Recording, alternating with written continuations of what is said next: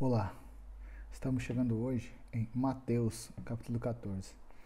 E em Mateus capítulo 14 nós encontramos duas histórias bem interessantes que elas se ligam entre si.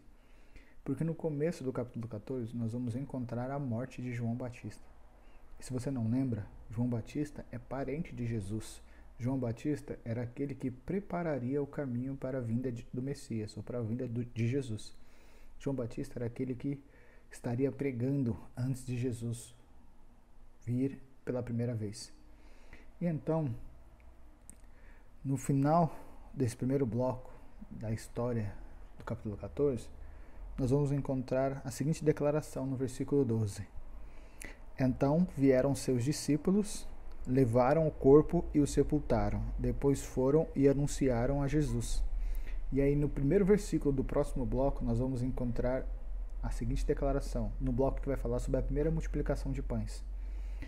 Jesus, ouvindo isto, retirou-se dali num barco para um lugar deserto, à parte.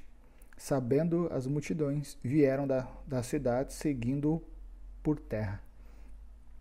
Jesus, ele não disse nada. O relato bíblico não diz nenhuma fala de Jesus com relação à morte de João Batista. O texto bíblico diz que Jesus simplesmente se retirou daquele local e ele foi para uma região deserta. E possivelmente, assim como nós, Jesus ele não deve ter ficado tão feliz com essa notícia. Muito pelo contrário, aquela notícia pode ter entristecido a Jesus naquele momento, ao ponto que ele simplesmente não manifestou nenhuma fala com relação ao acontecimento. Porém, as pessoas que estavam ao redor de Jesus não se importaram, demonstram talvez não se importarem tanto com o acontecimento. Talvez eles nem sabiam que João Batista havia falecido, ou havia sido morto. Porém, eles foram atrás de Jesus, porque eles queriam ouvir as palavras de sabedoria, queriam ouvir as palavras da experiência, eles queriam ter um contato com o Mestre. E a partir desse momento, a gente vai ver o relato da primeira multiplicação de pães. E aí, você pode estar se perguntando, onde que se conecta essas duas histórias? Essas histórias se conectam no seguinte detalhe.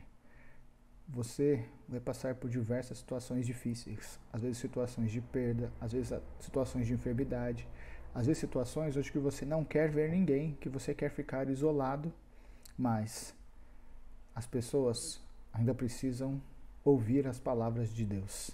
As pessoas precisam ouvir as palavras da sabedoria. E você não pode deixar que essas situações o impeçam de continuar sendo um instrumento nas mãos de Deus. Tem um hino que fala que por mais que você não queira brilhar, você precisa continuar brilhando a luz de Cristo para as pessoas. E foi justamente o que Jesus fez. Por mais que aquela situação o havia deixado triste, ele continuou fazendo o que ele veio para fazer. Continuou conduzindo as pessoas para o reino de Deus. Meu convite para você nesta manhã, que talvez esteja passando por uma situação adversa na sua vida, que talvez esteja passando por uma situação que você não está sabendo como lidar, como diz um ditado popular, amigo ou amiga, meu irmão ou minha irmã, a vida segue. Nós precisamos continuar. Por mais que doa, nós precisamos continuar cumprindo a parte que nos corresponde. Nós precisamos continuar anunciando o reino de Deus por onde quer que nós passarmos.